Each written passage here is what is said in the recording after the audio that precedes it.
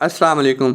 Griffin poultry YouTube channel में आपको खुश आमदीद। तो आज इस वीडियो के अंदर मैं मेडिसन का पार्ट 2 बनाने वाला हूं कि इसके अंदर हम कौन सी मेडिसन इस्तेमाल करते हैं, उसका कौन कौन से फ़ायदे होते हैं और हम किन बीमारियों के ख़िलाफ़ वो मेडिसन इस्तेमाल करते हैं और उसकी कितनी डोज़ होनी चाहिए मैंने पिछली वीडियो में बताई थी। और इस वीडियो के अंदर हम उसका पार्ट 2 बनाने जा रहे हैं कि हमें कौन कौन सी चीज़ें इस्तेमाल करके उसके अल्टरनेट भी हम इस्तेमाल कर सकते हैं। तो ऑर्गेनिक चीज़ें कौन कौन सी हम इस्तेमाल कर सकते हैं। अच्छा, तो फ्लशिंग से बात हमारी लास्ट टाइम रुकी थी कि हम फ्लशिंग तक पहुंचे थे। अब चीनी के इस्तेमाल से हम क्या करते हैं, फ्लशिंग करते हैं। इसके साथ हम मीठा सोडा भी इस्तेमाल कर सकते हैं। आगे है दही का इस्तेमाल। जो दही होती है वो क्यों इस्तेमाल करते हैं, क्योंकि फ़ीड एफिशिएंसी को इंक्रीज़ करती है। उसका जो फ़ीड की एफिशिएंसी होती है, जो उस फ़ीड ने बर्ड्स को जाके लगना होता है, उसको वो ज़्यादा उसको बढ़ा देती है, उसके न्यूट्रिएंट को बढ़ा देती है, ग़िज़ाइयत को बढ़ा देती है और वज़न बढ़ाने के लिए बेहतरीन है। ब्रॉयलर और लेयर दोनों के अंदर इस्तेमाल कर सकते हैं हम और इसके इस्तेमाल किया जाता है। अलबत्ता जो अंडा प्रोडक्शन के दौरान इसका इस्तेमाल मुफीद नहीं है, क्योंकि दही को प्रोडक्शन के दौरान इस्तेमाल नहीं करना चाहिए। दही 1 पाव से आधा किलो फ़ी बैग हम इस्तेमाल करते हैं, मगर नमी और हबस के मौसम के दौरान अगर ब्रॉयलर को इस्तेमाल नहीं करवाना चाहिए। ब्रॉयलर को बिल्कुल इस्तेमाल नहीं करना चाहिए हबस के मौसम में और नमी के मौसम में।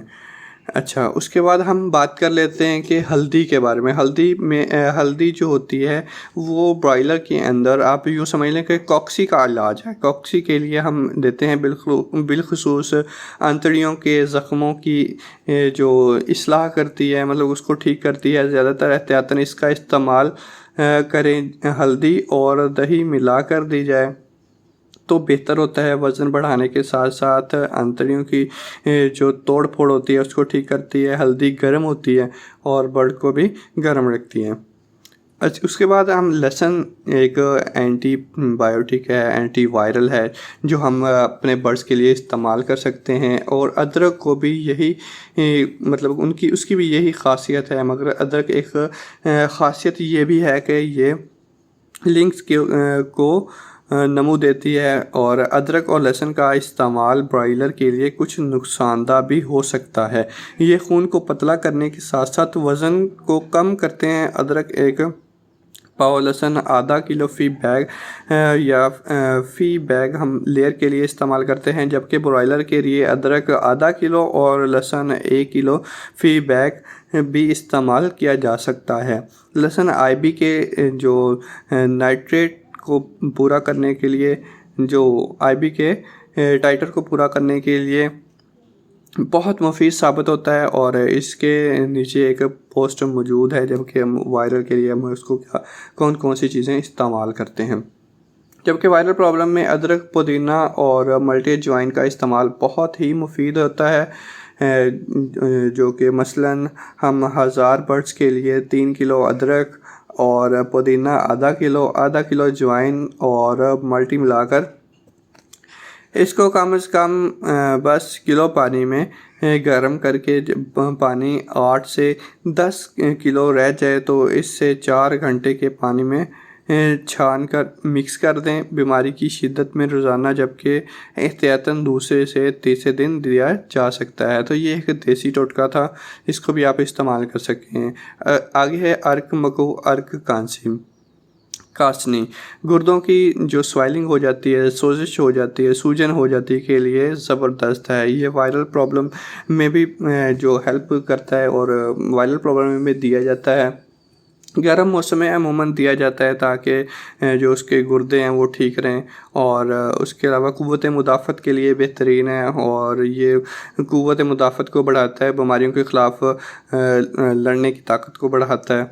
और ठीकरी नौशादर गले की सोजिश के लिए बहुत अहम होता है। अगर हम ठीकरी नौशादर कलमी शोरा और मैग्नीशियम सल्फेट घोड़ों की दस्त मिलाकर दिया जाए तो बहुत बेहतरीन फ्लशन साबित होता है। टिकरी नौशादर और कलमी शोरा 1 ग्राम 2 लीटर और मैग्नीशियम सल्फेट 1 ग्राम 4 لیٹر کے حساب سے 5 گھنٹے کے لیے دیا جاتا ہے۔ یہ لیئر کے لیے بہت بہترین فلیشر ثابت ہوتا ہے اور کھلا سوربیٹول بازار سے عام مل جاتا ہے اور یہ بھی بطور لیور ٹونک دیا جاتا ہے۔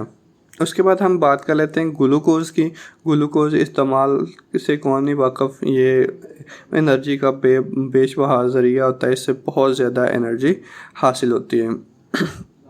اچھا، ORS چھوٹے چوزوں کے لیے ڈی ہائیڈریشن کا جو استعمال ہوتا ہے، ڈی ہائیڈریشن کے لیے استعمال کرتے ہیں اور بہترین علاج ہوتا ہے۔ مرغیوں کے لیے استعمال مت کریں، یہ قبض کا سبب بھی بن سکتا ہے۔